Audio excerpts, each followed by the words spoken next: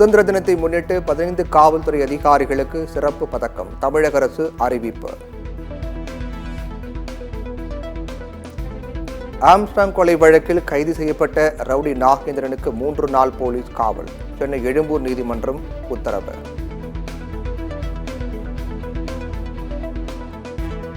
நிதி நிறுவன மோசடி வழக்கில் கைது செய்யப்பட்ட தேவநாதன் சென்னையில் முதலீட்டாளர்களுக்கான நீதிமன்றத்தில் ஆஜர். 525 கோடி ரூபாய் மோசடி வழக்கில் தேவநாதன் மீது 5 பிரிவுகளில் வழக்கு பதிவு.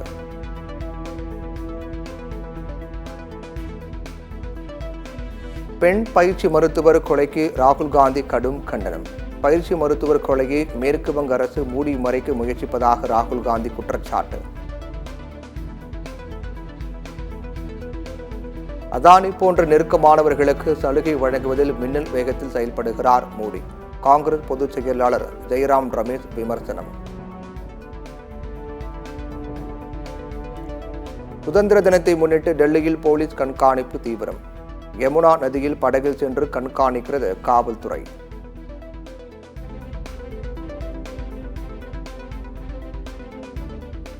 மாஞ்சோலை தோட்ட தொழிலாளர்கள் வழக்குகள் அனைத்தும் ஆகஸ்ட் 29ஆம் தேதிக்கு விசாரணை. உயர்நீதிமன்ற மதுரை கிளை உத்தரவு. திருவள்ளூர், ராணிப்பேட்டை உள்ளிட்ட 18 மாவட்டங்களில் மழைக்கு வாய்ப்பு. சென்னை வானிலை மையம் தகவல். பெண் பயிற்சி மருத்துவர் படுகொலை கண்டித்து மருத்துவர்கள் போராட்டம் 3வது நாளாக நீடிக்கிறது. கொல்கத்தாவில் பதாகைகளுடன் திரண்ட மருத்துவர்கள் ஆர்ப்பாட்டம்.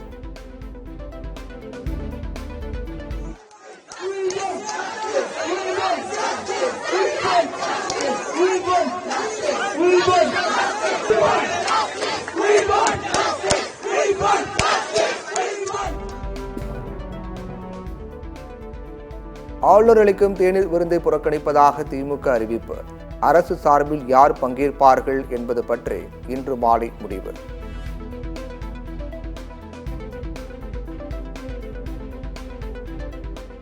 திருவிழா மற்றும் வரத்து குறைந்ததால் மதுரையில் மல்லிகைப்பூவின் விலை கிடுகிடுவென உயர்ந்தது. 1 கிலோ மல்லிகைப்பூ 1500 ரூபாய்க்கு விற்பனை. காரைக்குடி, மைசூரு இடையே இன்றும் 17ஆம் தேதியும் சிறப்பு ரயில் இயக்கப்படும். கூட்ட நெரிசலை குறைக்க ரயில்வே நடவடிக்கை.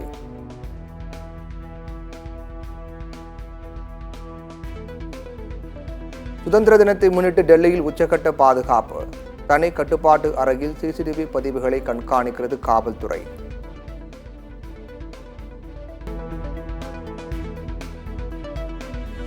இந்திய கிரிக்கெட் அணிக்கு பந்துவீச்சு புதிய பயிற்சியாளராக மோர்னி மார்க்கல் நியமனம். தென்னாப்பிரிக்க அணியின் முன்னாள் வேகப்பந்து வீச்சாளர் மோர்னி மார்க்கல்.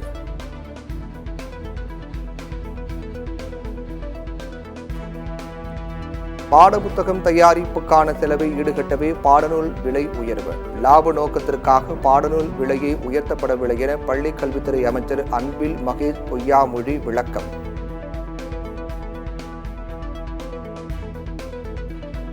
மேற்கு வங்கத்தில் படுகொலை செய்யப்பட்ட பெண் பயிற்சி மருத்துவர் இல்லத்தில் சிபிஐ அதிகாரிகள் விசாரணை.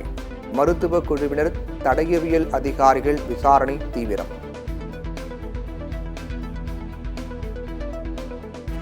ஜம்மு காஷ்மீர் சட்டமன்ற தேர்தல் தொடர்பாக தேர்தல் ஆணையருடன் தலைமை செயலாளர் ஆலோசனை.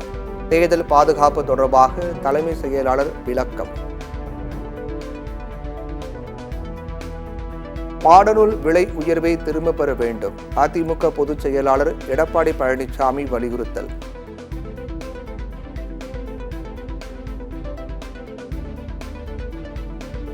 கோயம்பேடு பேருந்து நிலையத்தை பூங்காவாக மாற்றக்கோரி பாமக சார்பில் கையெழுத்து இயக்கம். பேருந்து நிலையம் செயல்பட்டு வந்த இடத்தில் வணிக வளாகம் கட்டக்கூடாது என அன்புமணி வலியுறுத்தல்.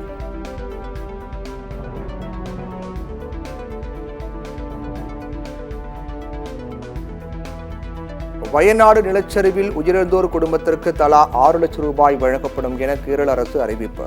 முகாம்களில் வசிப்பவர்களுக்கு மாதந்தோறும் 6000 ரூபாய் வழங்கப்படும் என முதலமைச்சர் பினராயி விஜயன் தகவல்.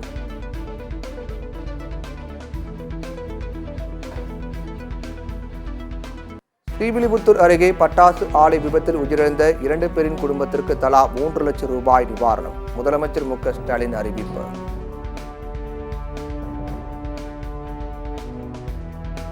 ஜம்மு காஷ்மீரில் தீவிரவாதிகள் நடத்திய தாக்குதலில் ராணுவ கேப்டன் வீரமரணம்.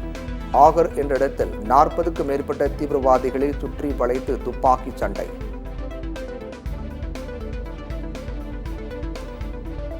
எதிர்கால சந்ததிகள் நலமுடன் வாழ வேண்டும் என்றால் மரக்கன்றுகள் நட வேண்டும். பசுமை பரப்பை 33 விழுக்காடாக உயர்த்த சுகாதாரத்துறை அமைச்சர் மா. சுப்பிரமணியன் அழைப்பு. மாண்புமிகு தமிழ்நாட்டின் முதலமைச்சர் அவர்கள் ஒரு நாட்டின் பசுமை பரப்பு 33% இருக்க வேண்டும் என்கின்ற நிலையில் தமிழகத்தில் இருக்கிற பசுமை பரப்பு 23.77% இருக்கிறது. அதை 33% உயர்த்தப்பட வேண்டும் என்கின்ற வகையில் ஒரு 10 ஆண்டுகளில் 12,000 சதுர கிலோமீட்டர் பரப்புக்கு மரங்களை நட வேண்டும். பட்கலான் படத்தை திரையிட தடையை சென்னை உயர்நீதிமன்றம் உத்தரவு. கடன் தொகையில் 1 கோடி ரூபாய் செலுத்தியதால் பிரச்சினைக்கு தீர்வு.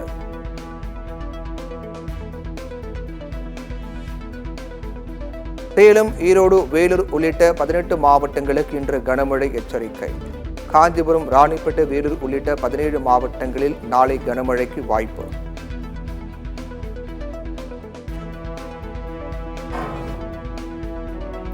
டெல்லி முதலமைச்சர் அரவிந்த் கெஜ்ரிவாலுக்கு இடைக்கால ஜாமீன் வழங்க உச்சநீதிமன்றம் மறுப்பு. சிபிஐ கருத்தை கேட்காமல் ஜாமீன் வழங்க முடியாது என திட்டவட்டம்.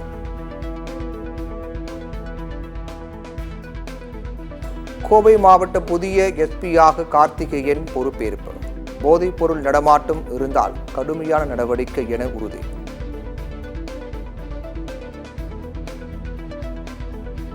ஆம்ஸ்ட்ராங் கொலை வழக்கு விசாரணை தீவிரம். ரவுடி நாகேந்திரன் சென்னை முதன்மை நீதிமன்றத்தில் விசாரணை.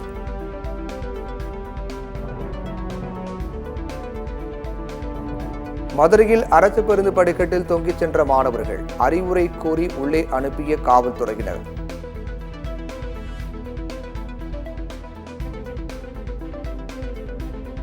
தென்காசி மாவட்டத்தில் நாட்டு செங்கல் சூளைக்கான தடையால் 30,000 குடும்பங்கள் வாழ்வாதாரம் இழப்பு.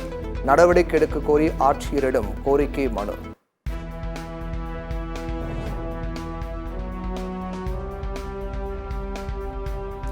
டிஎன்பிஎஸ்சி மூலம் தேர்வானவர்களுக்கு முதலமைச்சர் மு. ஸ்டாலின் பணி நியமன ஆணைகளை வழங்கினார். 180 பேருக்கு பணி நியமன ஆணைகளை வழங்கிடும் அடையாளமாக 10 பேருக்கு முதலமைச்சர் வழங்கினார்.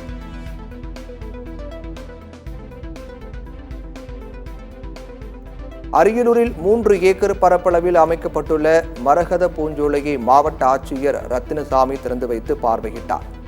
மரங்கள் மற்றும் செடிகளை முறையாக பராமரிக்க ஊராட்சி நிர்வாகத்திற்கு உத்தரவு.